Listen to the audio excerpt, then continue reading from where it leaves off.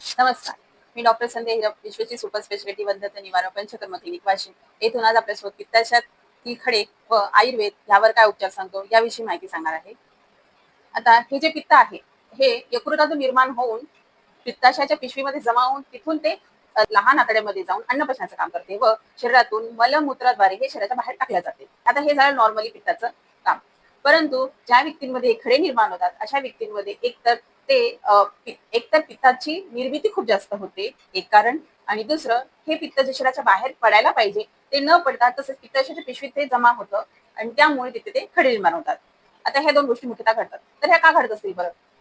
तर ज्या व्यक्तींमध्ये खाण्यापिण्याच्या चुकीच्या सवयी असतील किंवा उपवासाचं जास्त प्रमाण असेल किंवा दोन जेवणामध्ये अंतर जास्त असेल किंवा जेवणाची वेळ झाली तरीही जेवण न करणे ह्यामुळे पोटातील पित्त हे वाढतं आणि त्यामुळे ऍसिडिक कंडिशन निर्माण होते आणि ती बॅलन्स करण्यासाठी यकृत हे आणखीन जास्त बाईल म्हणजेच पित्त हे निर्माण करण्याचा प्रयत्न करते. हे वाढलेलं पित्त शरीराच्या बाहेर न पडण्याचं कारण एक तर ज्या नळीद्वारे पित्ताशयातून ते छोट्या आतड्यामध्ये जाते त्या नळीमध्ये एकतर ब्लॉक निर्माण होणार एकदम छोटी होऊन जाते.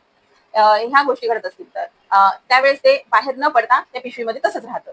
आता ज्या व्यक्तींमध्ये वारंवार मलबद्धता असणे किंवा अजीर्ण, अपचन किंवा तसेच hyper acidity, junk food, heavy food, package food खाणे त्यामुळे शरीराला अजीर्ण, अपचनची तक्रार होते. त्यामुळे यकृत हे जास्तीत जास्त पित्त निर्माण करून ते अन्न पचवण्याचा प्रयत्न करते. परंतु जर ते पित्त व्यवस्थित जर लहान आतड्यामध्ये नाही पोहोचले तर ते तिथे जमा राहून तिथे पित्ताशयाचे खडे ही तक्रार निर्माण होते.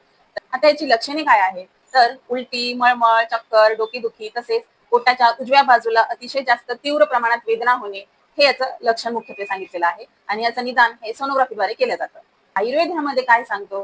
तर शरीरात हे निर्माण झालेलं पित्त मल व मूत्राद्वारे शरीरातून बाहेर काढणे. यासाठी सगळ्यात महत्वाचं पंचकर्म म्हणजे विरेचन.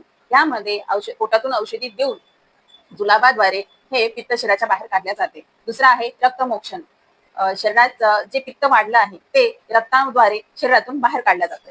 त्यानंतर आहे नस्य, नाकातून औषधी टाकणे. नंबर 4 बस्ती म्हणजेच इनिमा, औषधी द्रव्यांनी सिद्ध काढा किंवा तेल किंवा दूध ह्याचा बस्ती हा देऊन शरीरातील टॉक्झिन्स हे मलासहित शरीराच्या बाहेर काढले जातात. त्यामध्ये हे पित्त शरीराच्या बाहेर काढले जाते. जेव्हा पित्ताचे खडे मोठे असतात तेव्हा ॲलोपॅथीचे डॉक्टर हे ऑपरेशनचा सल्ला देतात. त्यामध्ये 10 ते 13 mm चे खडे जेव्हा असतात तेव्हा ऑपरेशन सल्ला देतात. परंतु ऑपरेशन करण्यापूर्वी तुम्ही एकदा आयुर्वेदाचा सल्ला घ्या.